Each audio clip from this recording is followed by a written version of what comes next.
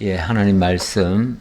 오늘은 열왕기하 20장 16절부터 보도록 하겠습니다.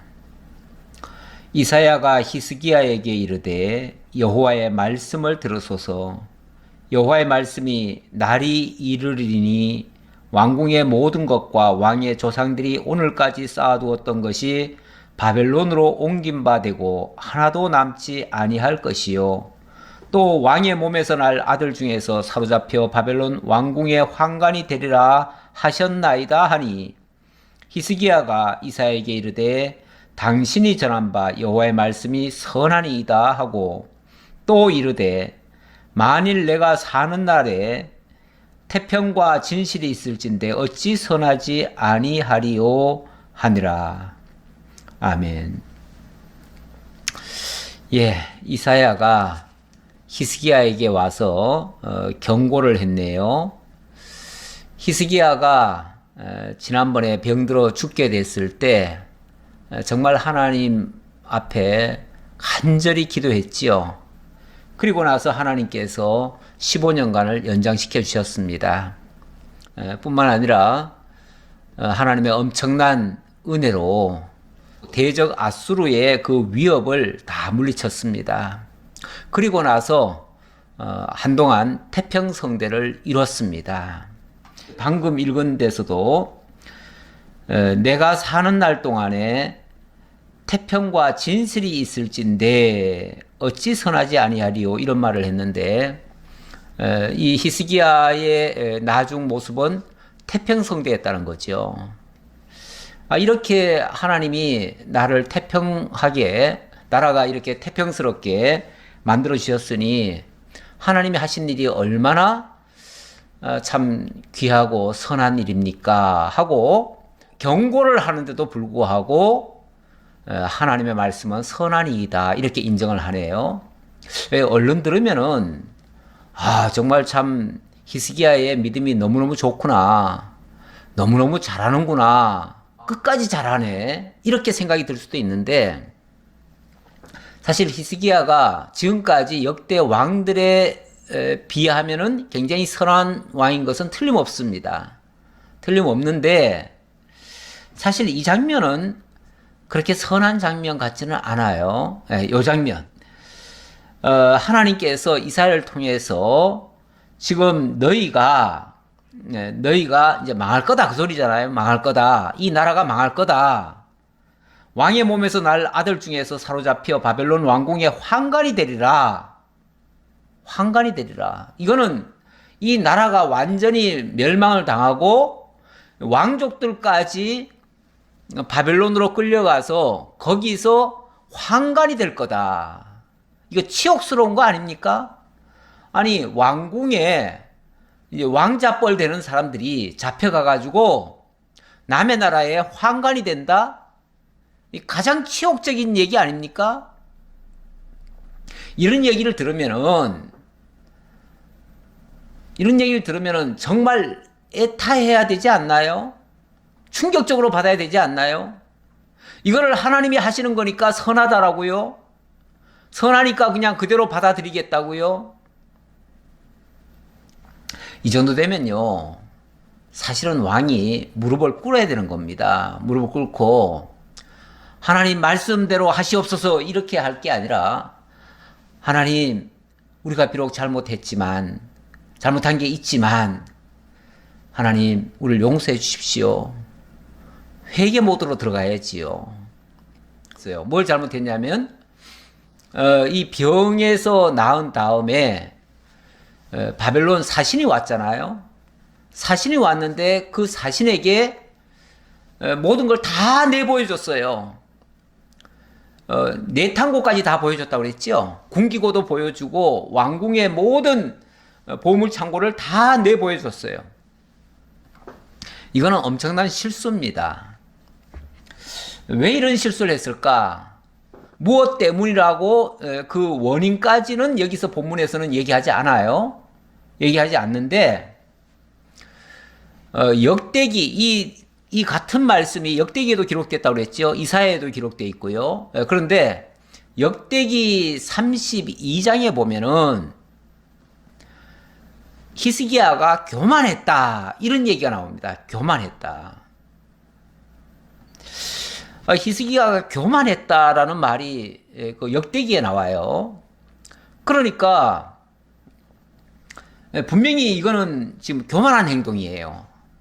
어찌 보면 그 기도해가지고 15년 연장을 받았잖아요. 연장 받고 난 다음에 약간 좀 기고만장한 것 같은 느낌이에요. 아, 이렇게 기도하니까 하나님이 들어주시는구나. 그리고 이제 뭐 겁날 거 없네. 이렇게 자고하는 생각이 들었던 것 같아요. 그래서 그 뒤에 행하는 행동은 썩 좋지 않았어요. 좋지 않았고, 또 기도하는 내용도 지금 여기 방금 하나님의 말씀은 선한이다 라고 하는 것까지는 뭐 하나님 말씀이니까 다 선한 건 맞아요. 그거 인정한 것까지는 좋아요. 근데 그 다음 말이 뭐라고 그랬습니까? 내가 사는 날에 태평과 진실이 있을진데 어찌 선하지 아니하리요, 이렇게 말했잖아요.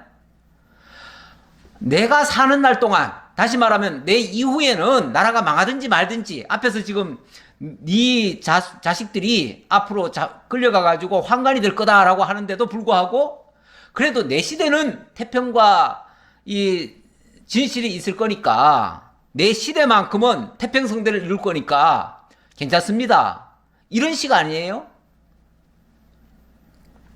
지난번에 왜 히스기야가 병들어 죽게 됐을 때, 그때 하나님께서 너 집 정리해라, 너 이제 죽고 못 산다 했을 때, 그때는 이 히스기야가 벽을 향해서 눈물을 흘리면서 하나님 앞에 통곡을 했어요. 통곡을 하면서 그때 뭐라고 기도를 했냐면 이렇게 얘기합니다.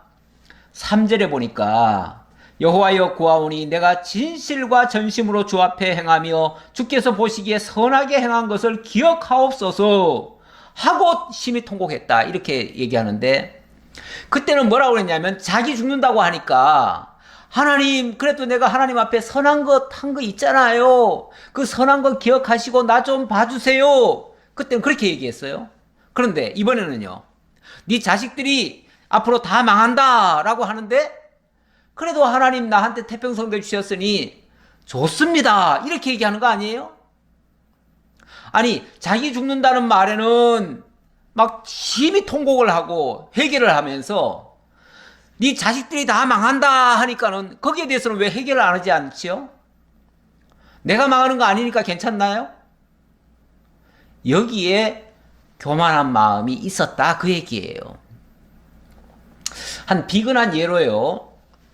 예를 들어서 그 출애굽기에 보면, 출애굽기 32장인가요? 거기에 보면 모세가 십계명을 받아오는데 밑에서 백성들이 어리석은 행동을 합니다. 금송아지를 만들어 놓고 춤을 추고 뭐 난리가 났어요.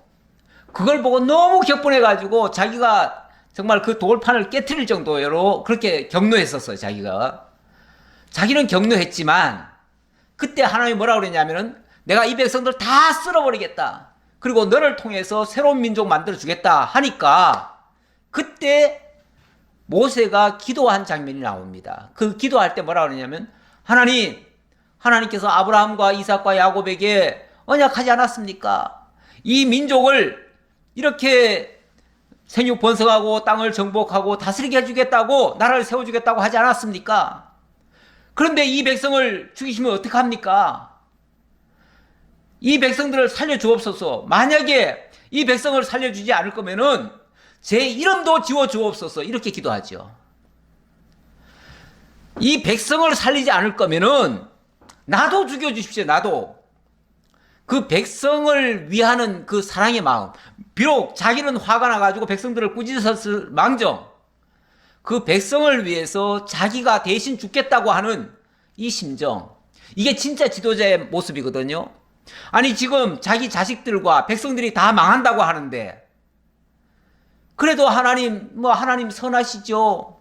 하나님 나한테 태평성대 해주셨으니 선하지요. 이렇게 말하는 게 뭡니까, 이게?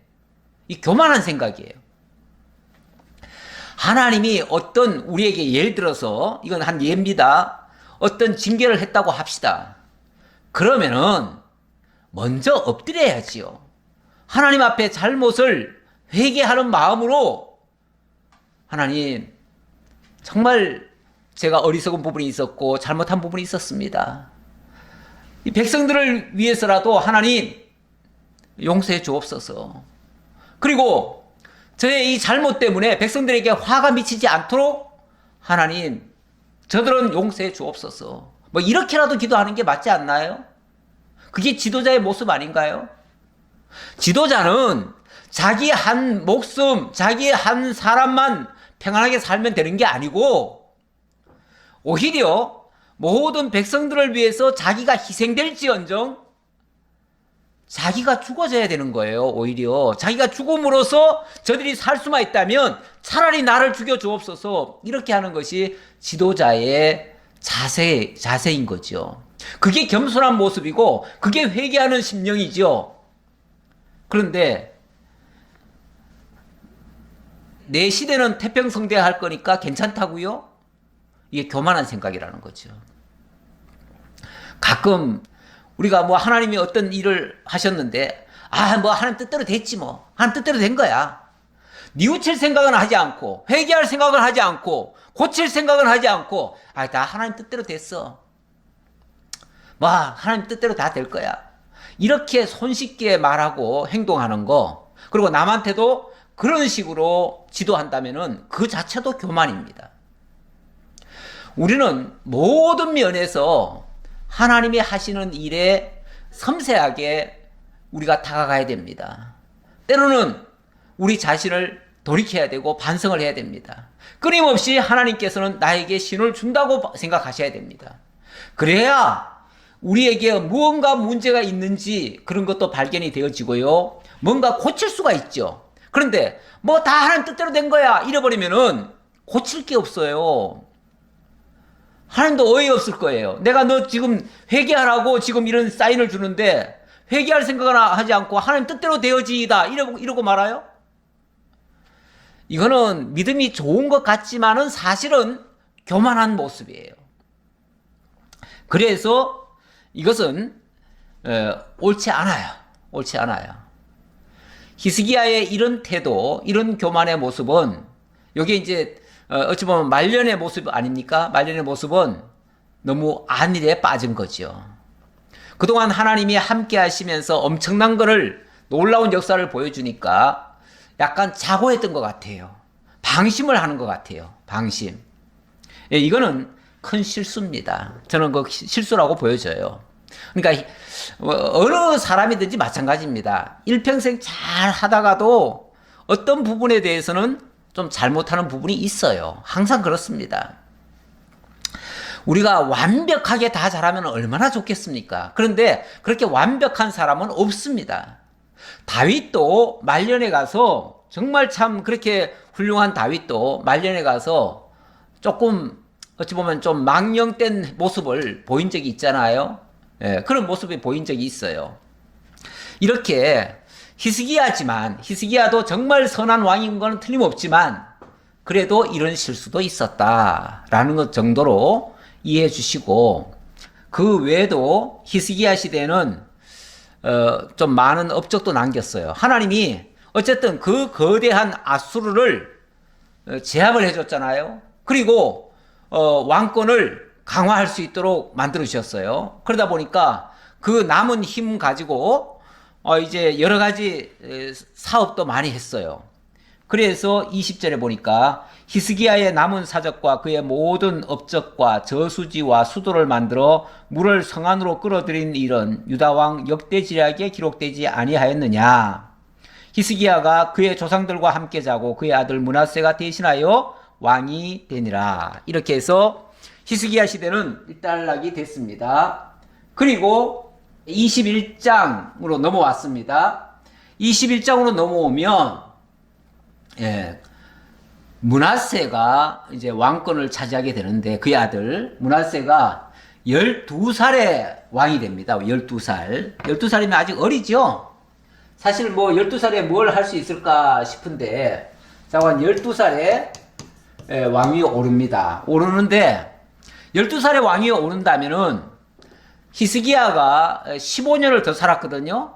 15년을 더 사는 동안에 히스기야가 이제 죽을 때가 15년이 지났을 거 아닙니까? 그런데 이 맏아들이 12살이면은 그때 병에서 나아가지고 3년 후에 아들을 낳았다는 얘기가 되죠. 2년, 3년 후에 아들을 낳은 거죠.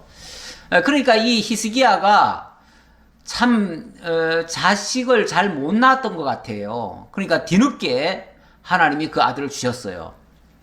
어쨌든 이 므낫세가 이제 비록 12살밖에 안 됐지만 어쨌든 왕위를 이었다고 하는 것은 여호와의 신실성, 다시 말하면 이 다윗의 왕위가 영원하리라고 약속하신 말씀을 이루어 주신 거예요. 그러니까 그 부분은 어쨌든 하나님의 그 신실성을 보여줬다고 할 수 있고요. 그런데 문제는 이렇게 해서 왕위를 하나님께서는 신실하게 왕위를 이어 주셨는데, 다만 이때 왕위에 오른 이 므낫세는 지금까지 그 어떤 왕보다도 더 악질이에요. 최고의 악질이에요. 전에 그 아하스라고 하는 왕, 히스기야의 아버지죠. 히스기야의 아버지도 사실은 굉장히 악왕이었죠. 악왕인데 므낫세는 그 아하스보다도 더 한 수 위입니다. 어쩌면 이게 왕 한 사람 때문에 이렇게 나라가 이렇게 망가졌다가 또 바로 세워졌다가 또 망가지고 이럴까?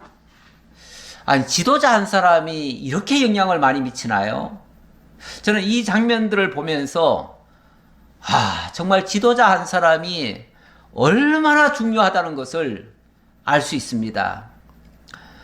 이렇게 절대 왕정 시대는요, 왕 한 사람의 말과 한 사람의 생각과 한 사람의 그 철학이 나라를 좌지우지하고 있어요.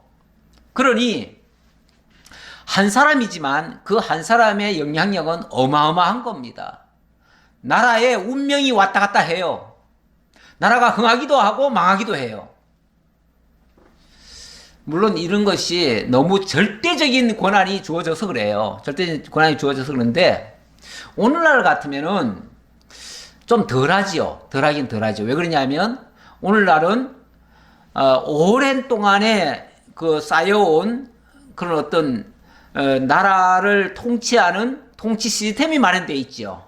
마련되어 있어가지고 그 시스템에 의해서 돌아가기 때문에 뭐 이 사람이 지금으로 말하면 대통령이죠. 이 사람이 대통령이 되든 저 사람이 대통령이 되든 어쨌든 시스템으로 통치가 되어지면 크게 요동치지 않습니다. 크게 뭐 큰 어려움이 올 이유가 없어요.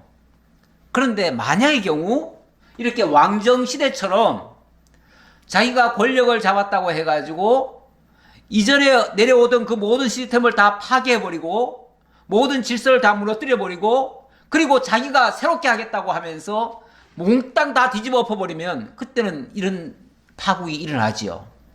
므낫세 같은 파국이 일어나요.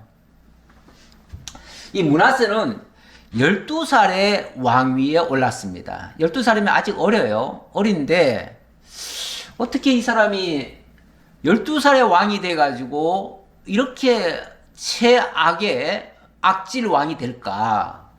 그것도 또 이렇게 악한 왕 같으면은 조금 하다가 하나님이 그냥 바로 치셔야 되는 거 아니에요? 그래서 끌어내렸으면 좋겠잖아요. 이런 왕 같으면은. 그런데 장장 최악질 왕인데 최고 장수를 하면서 오랫동안 왕위에 올라가 있네요. 무려 55년간 통치를 했다고 그래요. 55년간. 이건 또 무슨 일입니까? 참 우리가 생각할 때는 선한 왕은 오래오래 길이길이 하고 악한 왕은 조금만 했으면 좋겠어요. 그런데 정말 선했던 히스기야는 25년밖에 못했는데 이제 어마어마한 악질을 행사할 이 므낫세는 무려 55년간 그의 갑절 이상을 통치를 하게 됩니다.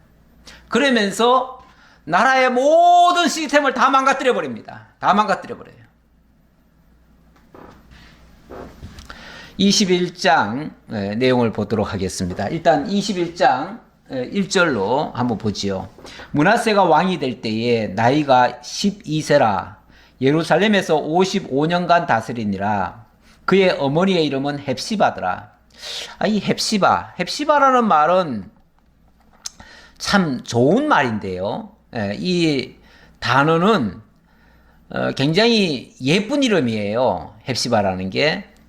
이사야 62장에 보면 장차 이스라엘 백성들이 회복될 때에 그때에 하나님께서 이스라엘 땅을 헵시바라 할 것이다. 이렇게 얘기한 부분이 있습니다. 이사야 62장 4절에 보면 이런 말씀이 있어요. 다시는 너를 버리운 자라 하지 아니하며 다시는 내 땅을 항무지라 칭하지 아니하고 오직 너를 헵시바라 하며 내 땅을 뷸라라 하리니 이는 여호와께서 너를 기뻐하실 것이며 내 땅이 결혼한 바가 될 것임이라. 굉장히 좋은 의미 아니겠어요? 하나님께서 회복의 땅을 하나님이 기뻐하실 것이다. 헵시바란 말은 하나님이 기뻐하신다라는 말이에요. 하나님이 기뻐하시는 한다고 하는 그런 이름을 가진 그 어머니가 어떻게 자식을 키웠길래 이렇게 망나니를 키웠지요? 모르겠어요. 그 어머니의 영향을 못 받은 건지 아니면 그 어머니 자체도 좀 옳지 않은 건지 그거는 잘 모르겠습니다. 왜냐하면 성경이 자세히 거기까지는 설명을 안 해요. 안 하는데 이 왕이 어머니의 영향을 받을 수도 있고요. 아니면은 아내의 영향을 받을 수도 있습니다. 아내. 그러니까 어떤 아내를 얻느냐에 따라서 그 아내의 영향력도 굉장히 큽니다. 근데 나중에 보면 그 아내가 소개됩니다. 아내가 소개되는데 이 아내가 이방 여인이에요.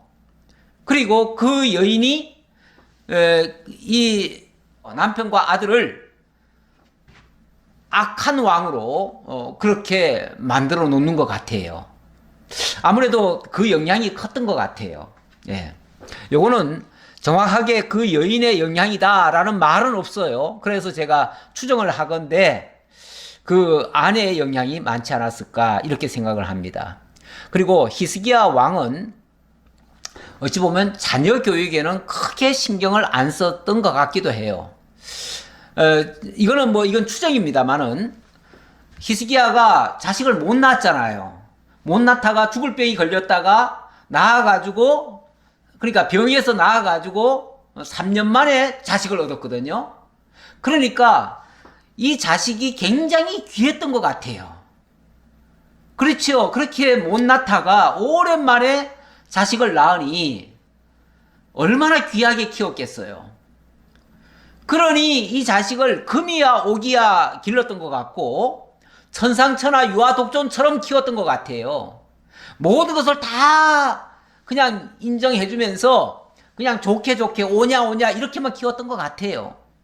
그러니까 이 므낫세가 하는 행동을 보면 천상천하 유아독존이에요. 왜냐하면 아버지도 다 무시해버려요. 깡그리 다 무시해버려요. 아버지가 했던 모든 일을 다 뒤엎어버려요. 그러니 그렇게 추정할 수밖에 없어요. 왜 그러냐면 그렇게 귀하게만 자라고 오냐오냐로만 키우고 잘못됐다는 걸 하나도 안 일러주면 쉽게 말하면 교육을 제대로 안 해주면 그 아이는 망나니가 됩니다. 자기 멋대로가 됩니다. 자기 기준이 돼버립니다. 그러니까 아버지도 다 무시하지요. 아버지 했던 거 다 뒤집어 엎어버리죠.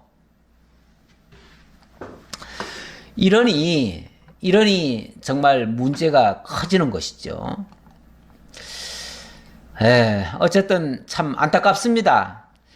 왕 하나 바뀌었을 뿐인데 어쩌면 이렇게 나라가 풍비박산이 될 수가 있는가 싶은 게 참 안타깝습니다.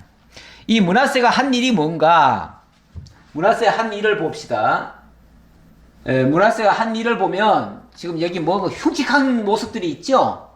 이게 이제 우상들의 모습이에요. 우상들의 모습인데 이 55년간 통치하면서 아주 가증한 행동들을 다 했어요. 어쩌면 하지 말라고 하는, 하나님이 싫어하는 것만 골라가지고 했어요. 그것도 할아버지 아하스 때에, 아하스가 그런 짓을 좀 했잖아요. 했을 때에 이 히스기야가 그 모든 것을 다 바로 잡았어요. 잘못된 거를 정말 25년에 걸쳐서 그것을 깨끗하게 다 정리를 했어요. 이제 그대로 유지만 하면 돼요.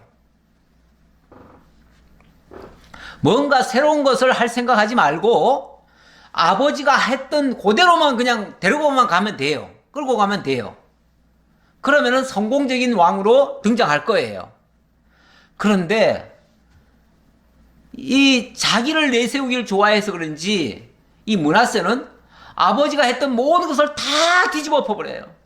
몽땅 다 없애버려요.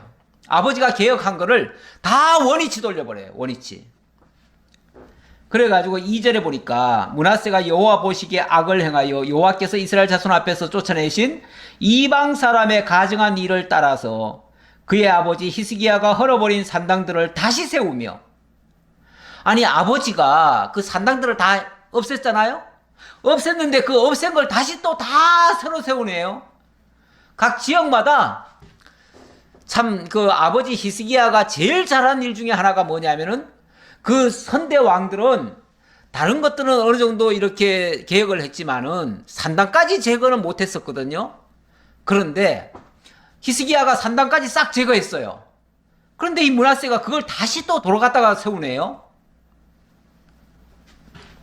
그리고 이스라엘 왕 아합의 행위를 따라 바알을 위하여 제단을 쌓으며, 이건 또 뭡니까? 지금 북이스라엘의 왕 아합의 행위를 따라서 바알신을 가져왔다. 아니 지금 북이스라엘은요, 이 당시 바로 므낫세 시대에는 어떤 시대냐면은 북이스라엘이 멸망한 시대입니다. 북이스라엘은 주전 722년에 이미 망했어요. 망해가지고 히스기야 때에 히스기야가 하나님께로 다시 돌아오자 하면서 유월절을 새로 지키고 북쪽에다가 사람을 보내가지고 북쪽 사람들까지 동시에 유월절을 지키도록 그렇게까지 개혁을 해놨어요. 그렇게까지 바로 잡아놨다고요. 그런데 세상에 완전히 멸망하고 이제 나라조차 없어져 버린 그 북이스라엘을 따라갑니까? 그것도 북이스라엘에서 최악질이라고 하는 아합 왕이 끌어들였던 그 바알신, 아세라신, 이걸 다시 가져와요? 어쩌면 망령 때도 이런 망령된 것이 있을까요? 아니 나이는 이제 12살밖에 안 된, 12살밖에 안 됐으니까 아직 어리잖아요. 정말 철딱서니가 없어도 보통 없는 게 아닙니다. 우리가 이제 철딱서니 없다, 이 철이 없다 이런 말을 하는데, 철이 없다는 말은 천지분간 못한다는 거예요. 지금 이 계절이 어떤 계절인지도 모른다. 이 철이라고 하는 게 그 계절을 얘기하는 겁니다. 이 계절이 어떤 계절인지도 모르고 날뛰는 거예요. 겨울인데 벌거벗고 돌아다니는 거예요. 그런 모습이랑 똑같아요. 그러니까 완전히 철딱서니 없는 행동이죠. 지금 시대가 어느 시대인데 북이스라엘이 멸망을 했고, 그리고 아수르가 이 유다에 무릎을 꿇었어요. 그런데 북이스라엘을 따라가요? 멸망한 나라의 신을 다시 가져와요? 그리고 좀 더 읽어보죠. 아세라 목상을 만들며 하늘의 1월 성신을 경배하여 섬기며, 여호와께서 전에 이르시기를 내가 내 이름을 예루살렘에 두리라 하신 여호와의 성전에 제단들을 쌓고, 아하스 왕하고 똑같잖아요. 아하스 왕이 성전 문 걸어 잠궈 놓고 거기다가 저 아수르 신들 데려왔잖아요. 아람의 신들 데려왔잖아요. 그런데 지금 여기 1월 성신이니 뭐니 막 이런 것들을 가져왔대요. 바알신, 아세라신, 오만 잡동사니 신을 다 가져왔대요. 이거는 아수르의 신까지 도로 가져온 겁니다. 아수르의 신까지. 아니 북이스라엘이 멸망을 당했고 아수르가 유다에게 무릎을 꿇었어요. 그런데 다시 유다의 왕이 다시 아수르의 신을 가져와요? 뭐 하자는 건가요? 아니, 참 어이가 없네요. 아수르가 지금 멸망을 했는데, 지금 아직은 아수르가 멸망한 건 아니에요. 멸망한 건 아닌데, 어쨌든 히스기야 때에 유다에게 무릎을 꿇은 거 아니에요? 다 되돌아갔다가 왕이 죽고 그 자식이 왕위를 이었지만은 힘이 약해지지 않았나요? 그런데 왜 그걸 왜 따라가지요? 겉보기는 그들이 커 보이니까 겁이 났나요? 아, 이게 정말 어떻게 같은 것을 보면서도 이렇게 달리 볼 수가 있죠? 사람이 이 눈이 똑바로 박힌 게 아닙니다. 보이는 대로 믿는 사람들이 많은데, 보이는 것이야 과거에 북이스라엘이 컸었거든요. 남쪽 유다보다. 그리고 또 아수르라고 하는 나라가 어쨌든 지금은 멸망에 가지만은 하나님은 곧 멸망할 거라고 얘기해요. 그런데 멸망에 가는 나라지만은 아직은 땅덩어리가 커요. 그러니까 우선 보기에 그 땅이 크고 하니까 그쪽이 강한 줄로 착각을 한 거예요. 근데 하나님은 그 강한 나라보다도 유다를 더 강하게 만들어 주셨거든요. 하나님이 함께 하면은 아수르보다도 더 강할 수 있다는 것을 히스기야 때 보여주셨어요. 그러면 그걸 믿고 나가야 되는데 세상에 다시 하나님은 잊어버리고 다시 아수르를 의지하는 겁니다. 이런 거를 망령되다고 그래요. 나이는 아직 어리지만 망령된 행동이에요. 하나님 잊어버린 상태에서 하는 행동이에요. 그리고 또 자기 생각은 또 옳다고 또 주장하죠. 제일 무서운 사람이요, 무식하면서도 용감한 사람이에요. 아무것도 모르면서 막 밀어붙이는 사람들, 정말 무서운 사람들이에요.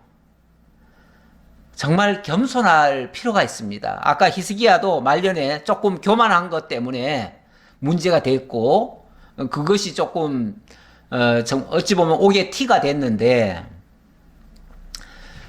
참 이 사람은 아무것도 지금 한 것도 없으면서 뭐가 이렇게 잘났죠? 아마도 그렇게 키우지 않았을까 싶어요. 예. 지금도 자녀들을 키우시는 분들이 자녀들 기죽는다고 야단도 한번 안 치죠. 잘못을 해도 그냥 계속 오냐오냐 하고 절대 큰 소리 안 내죠. 예, 그냥 그냥 잘못해도 그냥 잘한다 그랬죠. 왜냐하면 칭찬하면 뭐 더 잘한다고 생각해가지고 그러죠. 이런 식으로만 자꾸 해놓으면요, 그 아이는 자기가 최고인 줄 알아요. 그리고 잘하는 줄 알아요. 자기 생각대로 하면은 다 되는 줄 알아요. 이게 위험한 겁니다. 사실은 세상에는 내 마음대로 안 된다는 것을 알아야 됩니다. 세상은 내 마음대로 되는 게 아니고 하나님의 뜻대로 된다는 것을 알려줘야 되는 겁니다. 그렇다면 때로는 하나님의 뜻에 내 생각을 무릎 꿇려야 돼요. 나의 높아지고 교만해진 생각들을 다 내려놔야 돼요. 근데 그렇게 못한다면은 이거 큰 실수죠. 자, 계속 보겠습니다. 6절이죠. 또 자기의 아들을 불 가운데로 지나게 하며 점치며 사수를 행하며 신접한 자와 박수를 신임하여 여호와 보시기에 악을 많이 행하여 그 진노를 일으켰으며. 여기 이제 그 원인이 이제 서서히 보이네요. 무슨 원인이 보입니까? 여기 보니까 점치고 사수를 행하고 신접한 자와 박수를 신임을 했다.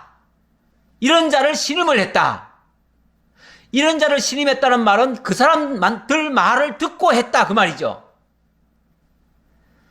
그러니까 이 므낫세 곁에 어떤 사람이 있었냐면, 쉽게 말하면 무속인이 있었던 거예요. 무속인이. 보세요. 다시 한번 볼까요?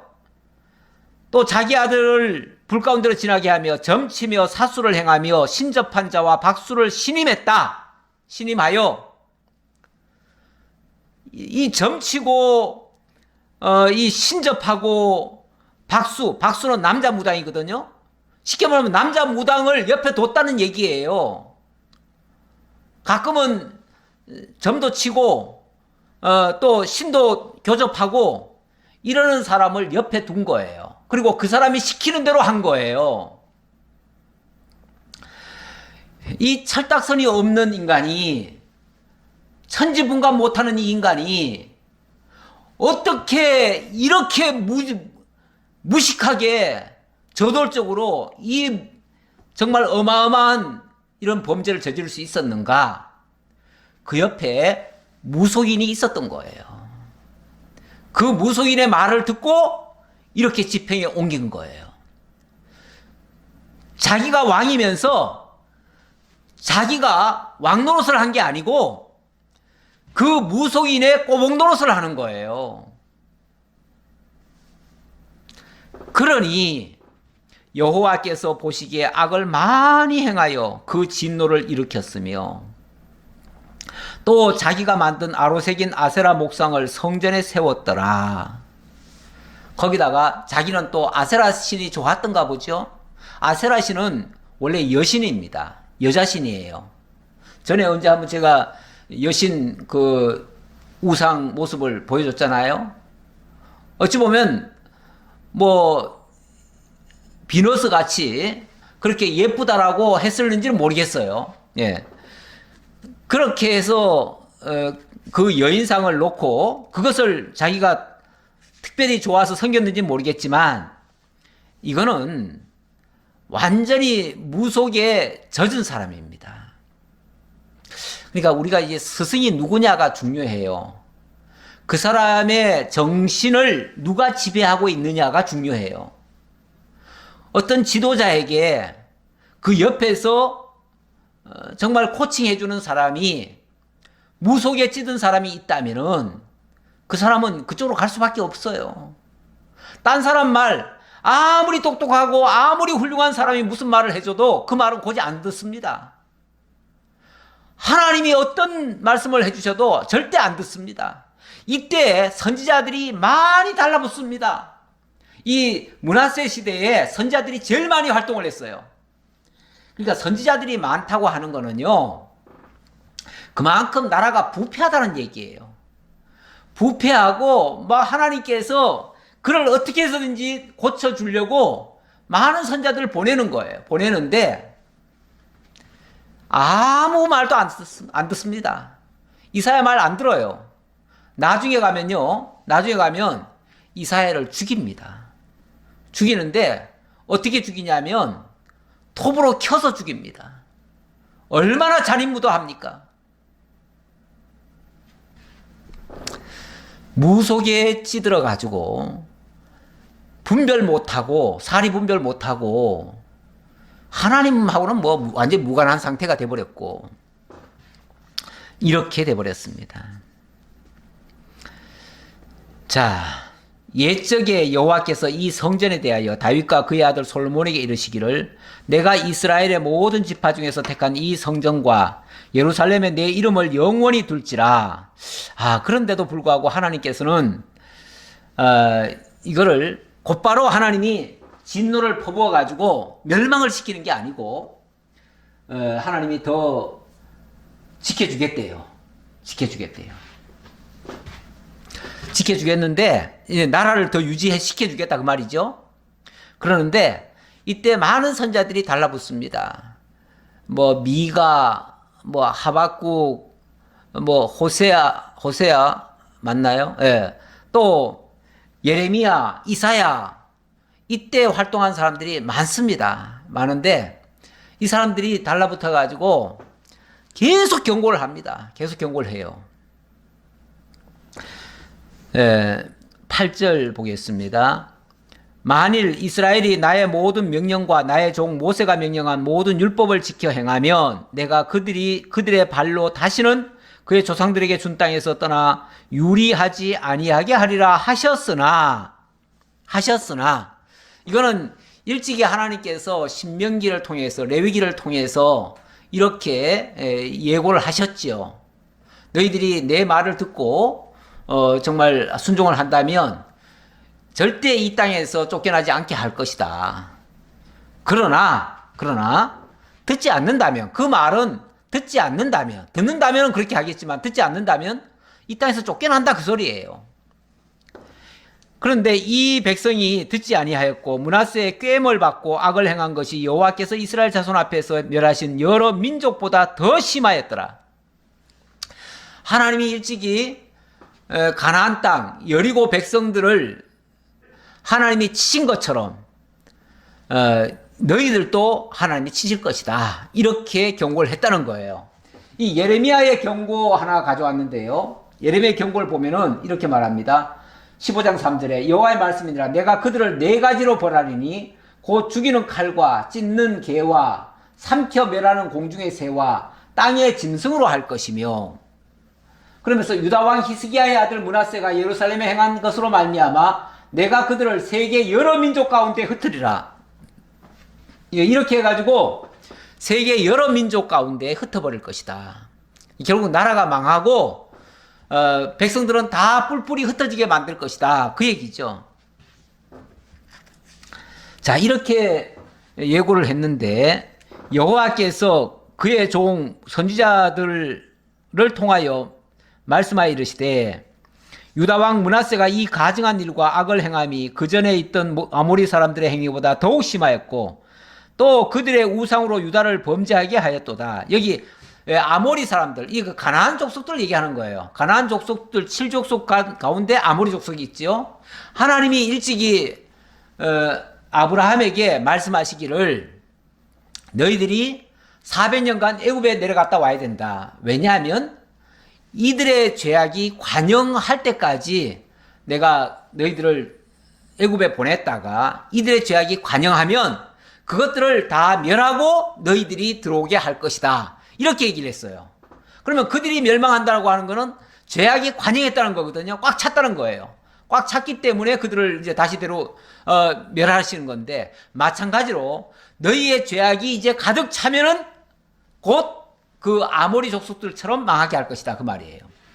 근데 지금 아모리 족속까지 비교를 한다는 거는 아모리 족속이 이제 그렇게 해서 멸망을 당했잖아요. 마찬가지로 너희도 곧 멸망을 당한다. 그 얘기죠. 마지막 때다. 그 얘기죠. 그러므로 이스라엘의 하나님 여호와가 말하노니 내가 이제 예루살렘과 유다의 재앙을 내리리니 듣는 자마다 두 귀가 울리리라. 듣는 자마다 두 귀가 울릴 것이다. 그럼 다 이제 놀라게 될 것이다. 그런 얘기겠죠. 내가 사마리아를 잰 줄과 아합의 집을 달인 보던 추를 예루살렘에 베풀고 또 사람이 그릇을 씻어 엎은 같이 예루살렘을 씻어 버릴지라. 하나님이 먼저 앞서서 예루살렘, 북이스라엘을 멸망시켰잖아요.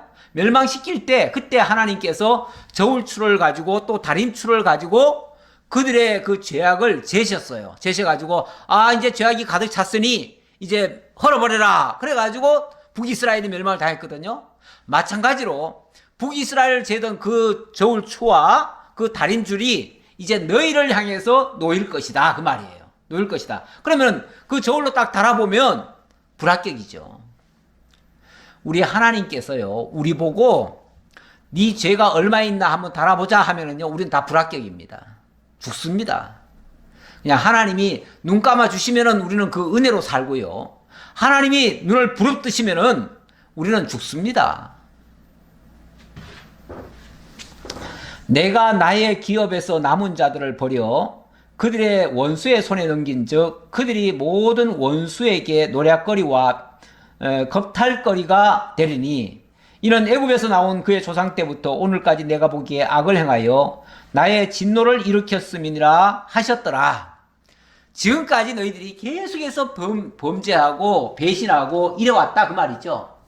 자, 그러면서 16절로부터 18절 이렇게 계속 악행만 하다가 일평생 악행만 하다가 이 므낫세가 결국은 죽습니다. 죽는데 물론 여기는 짧게 얘기했지만은 이게 55년이 지난 거예요. 55년간 정말 어찌 보면 우상을 섬기라고 하고 그 우상을 섬기지 않으면 무자비하게 죽임당하고 아까 이사야는 톱에 켜여서 죽임당했다고 했죠? 아마 다른 선지자들도 죽은 자가 있을 거예요. 이렇게 바른 소리 하는 자는 다 잡아 죽여요. 참 이런 시대를 우리가 뭔가 좀 바른 소리만 하면은 잡혀 죽는 시대, 정말 무서운 시대 아닌가요? 예. 이런 시대를 우리가 살기란 정말 힘들어요. 1년이 1000년 같을 거예요. 예. 1년 살기도 힘드는데 진짜 55년간을 이 치하에서 살려고 하면 지옥이 따로 없지요. 고통이 따로 없습니다. 이렇게 죄악이 쌓이면요, 결국은 하나님의 심판을 받을 수밖에 없어요. 그래서 하나님이 맑게 씻어버리겠다는 거예요. 마치 설거지하듯이 다 씻어버리겠다. 그렇게 얘기하죠. 예. 그 13절에 그 얘기 끝에 나왔잖아요. 사람이 그릇을 씻어 엎은같이, 우리가 설거지할 때 그릇 씻어가지고 이렇게 엎어놓잖아요. 그런 것처럼 깨끗이 다 씻겨버릴 것이다. 그 얘기죠. 16절 보겠습니다.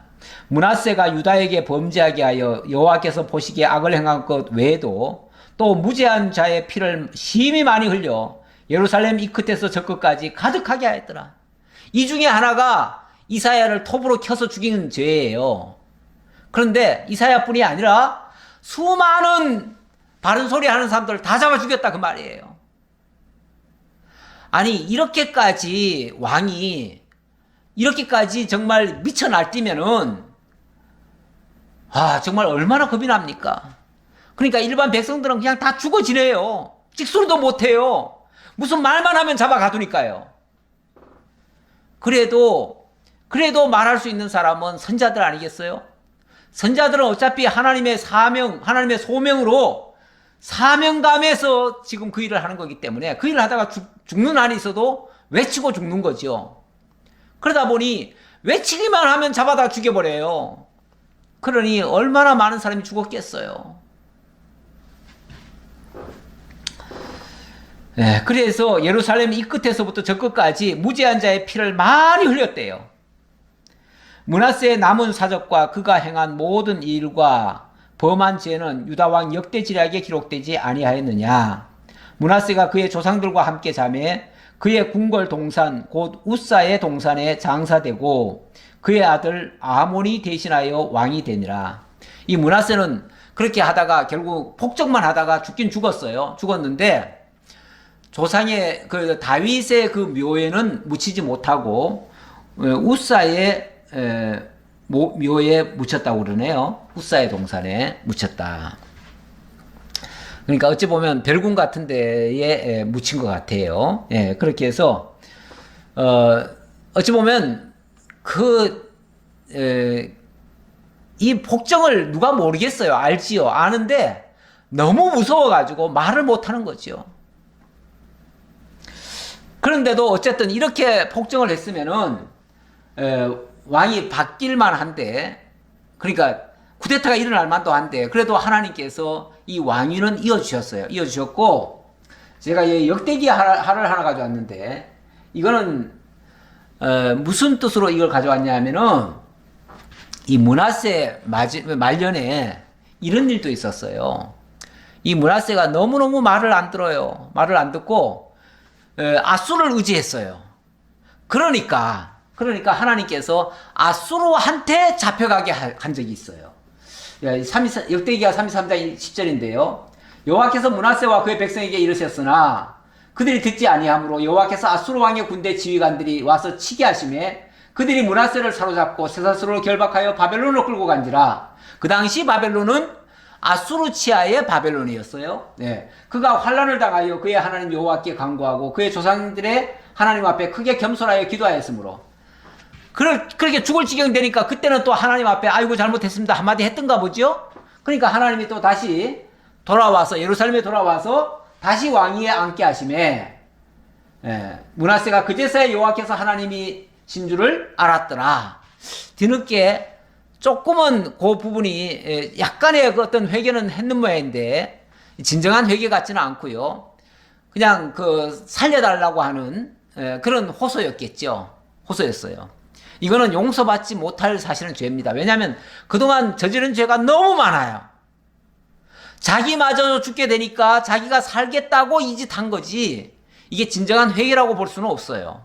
어쨌든 이런 일도 있었다는 거 말씀드리고요. 자, 19절 마저 보겠습니다. 아몬이 왕이 될 때에 나이가 22세라. 자, 그 아들이 이제 왕이 됐어요.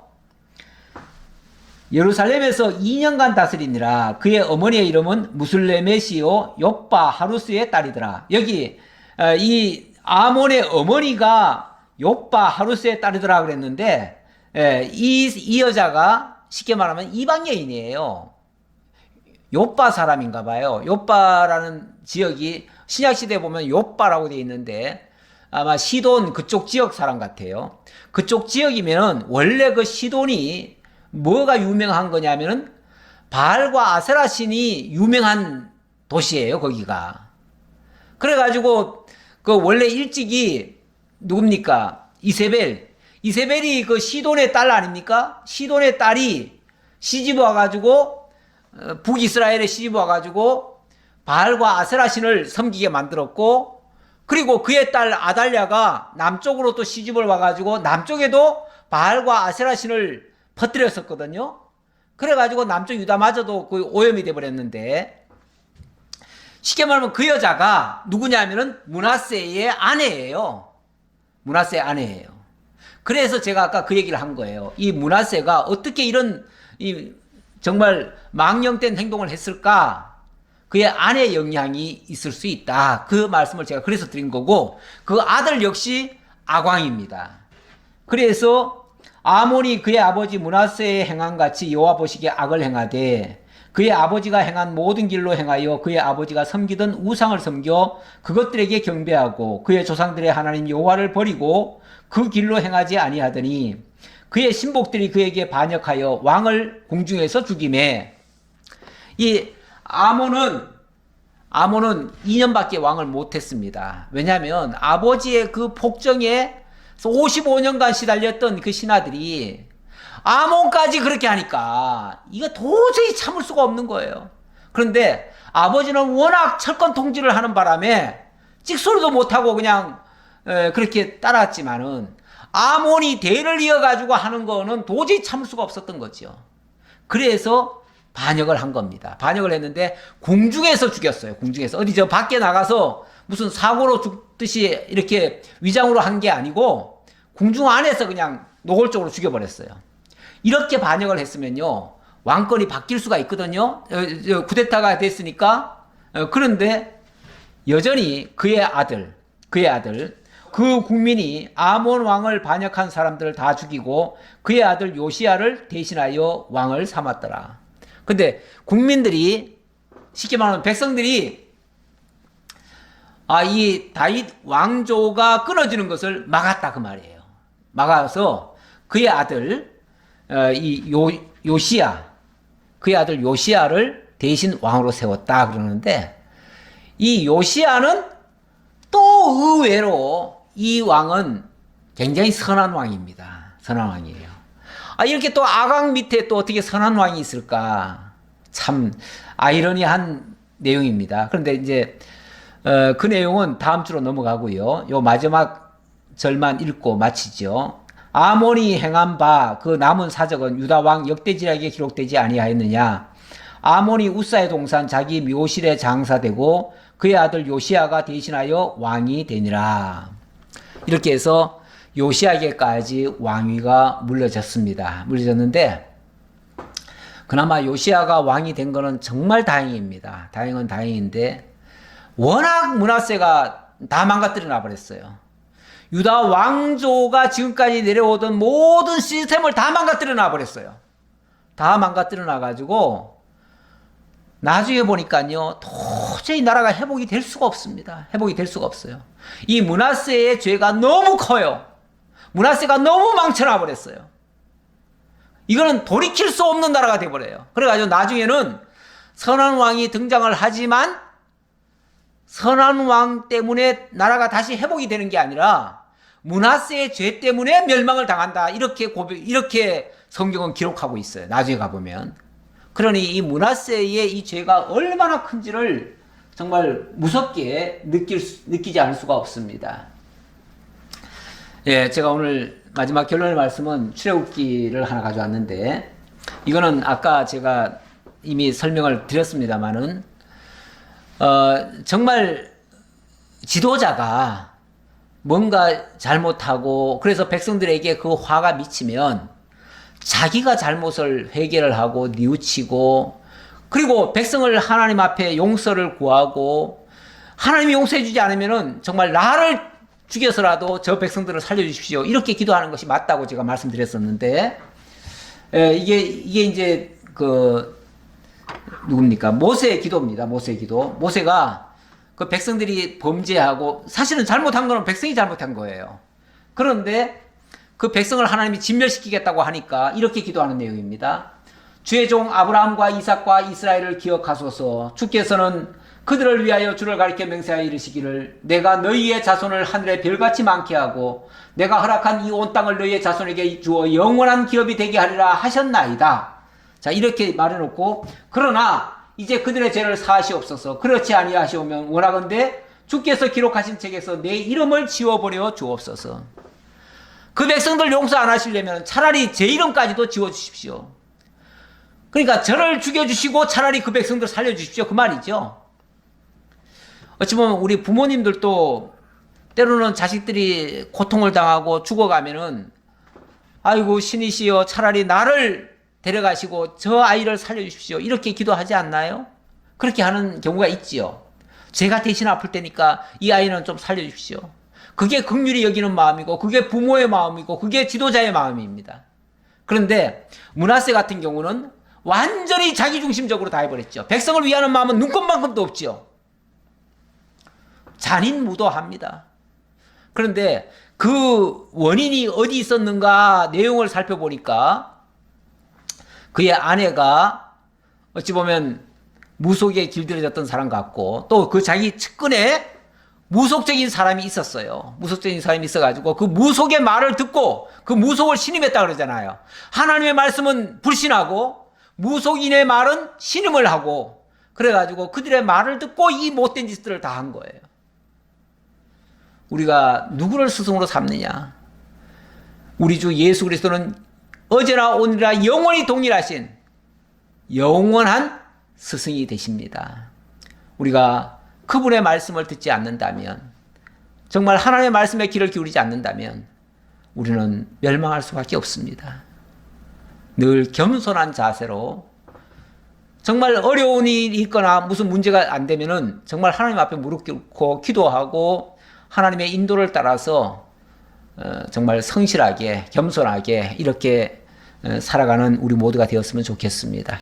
모세의 이 기도는 중보기도입니다. 이 중보의 기도고, 이 중보기도는 바로 우리 주 예수 그리스도의 중보의 기도와 같고 중보 사역과 같습니다. 우리 주님께서 우리를 살리기 위해서 당신이 대신 죽어지는 이런 희생을 치르실 것에 대한 예표적인 모습이 바로 이 모세의 기도 속에 담겨져 있습니다.